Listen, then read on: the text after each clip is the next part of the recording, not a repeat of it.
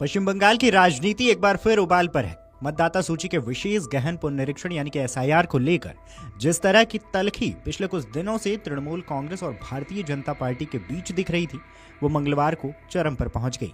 मुख्यमंत्री ममता बनर्जी ने नॉर्थ 24 परगना के चांदपाड़ा से एक मार्च निकालकर न केवल चुनाव आयोग पर निशाना साधा, बल्कि सीधे प्रधानमंत्री नरेंद्र मोदी और भाजपा को चेतावनी दे डाली, जिसकी गूंज दिल्ली तक पहुंची है। अगर उन्होंने बंगाल को छूने की कोशिश की तो हम पूरे देश को हिला देंगे। ये बयान सिर्फ चुनावी अंदाज का हमला नहीं था, बल्कि बंगाल की उस राजनीतिक गर्मी की झलक थी जो 2026 के विधानसभा चुनाव के पास आते आते और तेज हो गई है। चुनाव आयोग ने 12 राज्यों और केंद्र शासित प्रदेशों में मतदाता सूची की शुद्धि यानी कि स्पेशल इंटेंसिव रिवीजन की प्रक्रिया शुरू की है। बंगाल में यह मुद्दा राजनीतिक रूप से बेहद संवेदनशील बन गया है, क्योंकि तृणमूल कांग्रेस का दावा है कि यह मतुआ समुदाय को निशाना बनाने और बंगाल के वोटरों को संदिग्ध करने की कोशिश है। ममता बनर्जी ने ठाकुर नगर के एक मंच से साफ शब्दों में कहा है कि डरने की कोई बात नहीं है। नरेंद्र मोदी खुद 2024 की वोटर लिस्ट से चुने गए थे। अगर वह सूची अवैध है तो उनकी सरकार भी अवैध हो जाती है। उनका आरोप था कि भाजपा धर्म का कार्ड खेल रही है, नागरिकता को हथियार बना रही है और सीएए के नाम पर मतुआ समुदाय को फिर से गुमराह करने की कोशिश कर रही है। ममता ने कहा है कि एसआईआर के बहाने राज्य सरकार और मतुआ समुदाय पर संदेह पैदा करने की कोशिश की जा रही है। उन्होंने कहा है कि आपसे लिखवाया जाएगा कि आप मतुआ हैं, फिर उसे तोड़ मरोड़ कर पेश किया जाएगा कि आप बांग्लादेश से आए हैं। ये कहानी गढ़ी जा रही है, लेकिन जब तक मैं हूं, मैं उन्हें आपको कभी निकालने नहीं दूंगी। यह बयान उन इलाकों में बड़ी गूंज के साथ सुना गया जहां मतुआ समुदाय का असर चुनावी समीकरणों को निर्णायक रूप से बदल सकता है।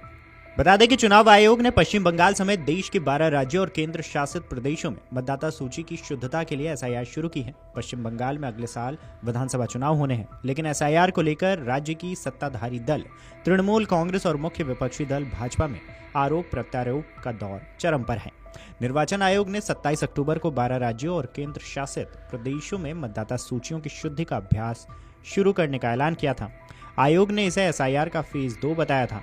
बता दें कि एसआईआर का दूसरा चरण 4 नवंबर को शुरू हुआ और 4 दिसंबर तक चलेगा। एसआईआर की प्रक्रिया पूरी होने के बाद अंतिम मतदाता सूची 7 फरवरी 2026 को प्रकाशित की जाएगी। एसआईआर का दूसरा चरण अंडमान और निकोबार द्वीप समूह, छत्तीसगढ़, गोवा, गुजरात, केरल, लक्षद्वीप, मध्य प्रदेश, पुडुचेरी, राजस्थान, तमिलनाडु, उत्तर प्रदेश और पश्चिम बंगाल में कराया जा रहा है। खैर, आपको बता दें कि मंगलवार सुबह ममता बनर्जी ने नॉर्थ 24 परगना के चांदपाड़ा से ठाकुर नगर तक लगभग 3 किलोमीटर का जुलूस निकाला। यह इलाका मतुआ समुदाय का गढ़ माना जाता है। इसी समुदाय को केंद्र के सीएए व नागरिकता कानूनों के संदर्भ में अक्सर राजनीति के केंद्र में रखा जाता रहा है।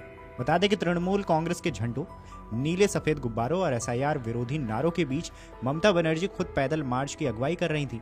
विशाल भीड़ के साथ उनका यह प्रदर्शन ठाकुरिया स्कूल तक पहुंचा, जहां उन्होंने केंद्र सरकार और भाजपा पर तीखे हमले बोले हैं।